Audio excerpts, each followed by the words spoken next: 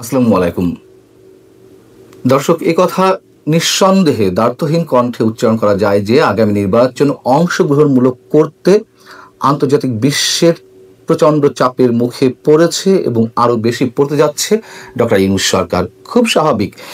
এবং আন্তর্জাতিক বিশ্বের সঙ্গে বা বহিঃশক্তির সঙ্গে আমাদের সরকারের কী ধরনের কথাবার্তা হচ্ছে তা তো খুব উপরিভাগ থেকে খুব বেশি জানার কোনো সুযোগ নেই।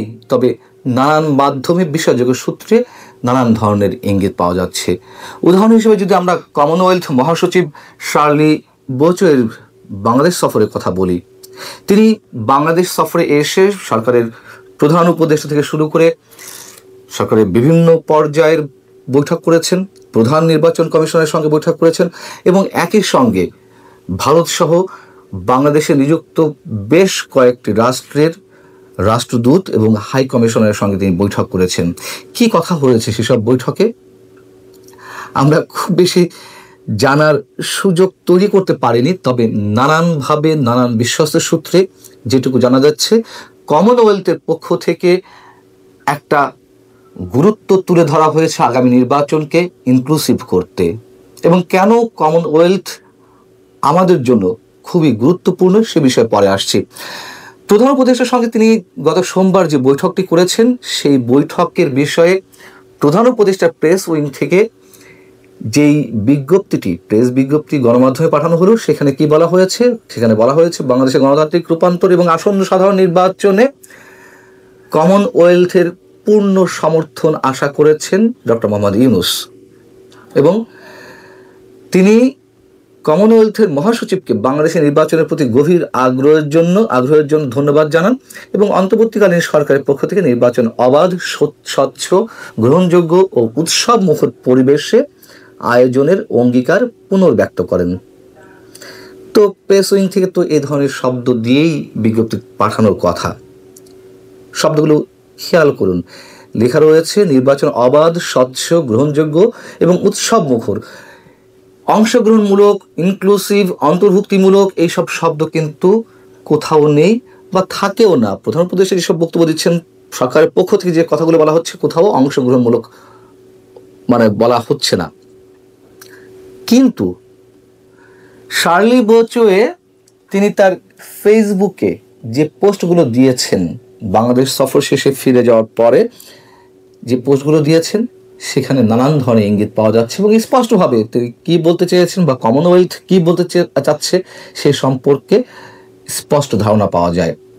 তিনি প্রধান উপদেষ্টার সঙ্গে যে বৈঠকটি হয়েছে সে সম্পর্কে তার ফেসবুক পোস্টে উল্লেখ করছেন যে কমনওয়েলথের পক্ষ থেকে বাংলাদেশের আগামী নির্বাচনে অংশগ্রহণমূলক এবং ন্যায়সঙ্গতভাবে যাতে অনুষ্ঠিত হয় সে বিষয়ে কথা বলা হয়েছে। আবার প্রধান নির্বাচন কমিশনারের সঙ্গে যে বৈঠক করেছেন সে বিষয়ে তিনি আলাদা একটি পোস্ট দিয়েছেন। সেখানে তিনি যে বিষয়টি বলছেন যে একটি অন্তর্ভুক্তিমূলক, বিশ্বাসযোগ্য এবং সকল বাংলাদেশের অংশগ্রহণমূলক নির্বাচনে কমনওয়েলথ কিভাবে বাংলাদেশকে সহযোগিতা করতে পারে সেসব বিষয়ে কথা হয়েছে। অর্থাৎ অন্তর্ভুক্তিমূলক, অংশগ্রহণমূলক এই শব্দগুলো তিনি বেশ জোরালোভাবে উপস্থাপন করেছেন। এবং একই সঙ্গে তিনি বাংলাদেশের এই মুহূর্তে বিভিন্ন যে প্রধান রাজনৈতিক দল, বিশেষ করে বিএনপি, জামাতে ইসলামী, এনসিপি এবং জাতীয় পার্টির দুই অংশের সঙ্গে তারা বৈঠক করেছে কমনওয়েলথের পক্ষ থেকে শার্লি বোচোয়ের নেতৃত্বে। সেখানেও আগামী নির্বাচন কতটা অবাধ, সুষ্ঠু এবং অংশগ্রহণমূলক করা যায় সে বিষয়ে আলোচনা হয়েছে। এগুলো নানান মাধ্যমে জানা যাচ্ছে। এবং সবচেয়ে বড় যে ইম্পর্টেন্ট বিষয় সেটি হচ্ছে আওয়ামী লীগ সভানেত্রী শেখ হাসিনার পুত্র সজীব ওয়াজেদ জয়ের সঙ্গে তিনি নাকি অনলাইনে বৈঠক করেছেন। নানান বিশ্বস্ত মাধ্যমে এই কথাও জানা যাচ্ছে। অর্থাৎ আগামী নির্বাচন অংশগ্রহণমূলক হতে হবে। আমি যে বিষয়টি সবসময় আমার ধারণা থেকে বলে আসছি যে ফেব্রুয়ারিতে সম্ভবত নির্বাচন হবে না, আর হলেও সেটি অবশ্যই অংশগ্রহণমূলক হতে হবে, সেটি ফেব্রুয়ারিতে হোক কিংবা আরও পরে বা আগে, যখনই হোক না কেন। এখন বিষয় হচ্ছে যে কমনওয়েলথ কেন গুরুত্বপূর্ণ আমাদের জন্য।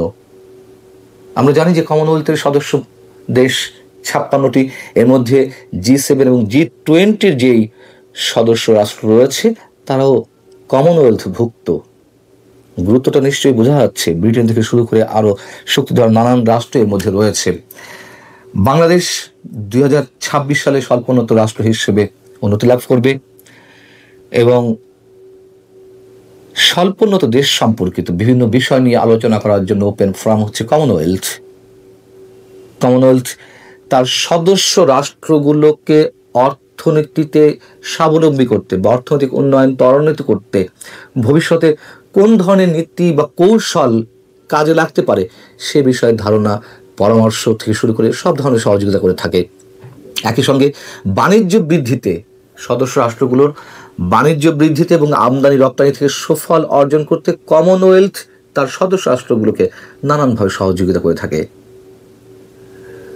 বাণিজ্য সুবিধার মাধ্যমে সদস্য দেশগুলো যাতে সহজে এবং তুলনামূলক কম খরচে নিজেদের মধ্যে আমদানি সহজ আরো ত্বরান্বিত করতে পারে সে বিষয়েও আইনগত এবং অর্থনৈতিক কাঠামোগুলোকে শক্তিশালী করে। এগুলো মনে হতে পারে যে শুধুমাত্র বলার জন্য বলা হয়ে থাকে, এগুলো না, নিশ্চয়ই নয়। আমি তো বললাম যে G7 ভুক্ত দেশ, G20 ভুক্ত দেশ, এইগুলো কমনওয়েলথের সদস্য। সো শক্তিধর রাষ্ট্রগুলো যখন এই ফোরামের সদস্য, কমনওয়েলথে যখন কোনো সিদ্ধান্ত নেয় অবশ্যই সদস্য রাষ্ট্রগুলো সেদিকেই তারা তাদের মনোযোগ নিবদ্ধ করে। সেই সব জায়গা থেকে অবশ্যই কমনওয়েলথের যেই ভাবনা, বাংলাদেশের নির্বাচন নিয়ে তাদের যেই আশাবাদ, সেগুলোকে খাটো করে দেখা কোনো সুযোগ নেই। এবং এরপরে তো ভারত রয়েছেই। সবসময় বলি যে ভারত আওয়ামী লীগের জন্য নয়, ভারত তার নিজের সিকিউরিটির জন্যই অংশগ্রহণমূলক নির্বাচন অবশ্যই প্রত্যাশা করে এবং তার জন্য যা যা করার ভারত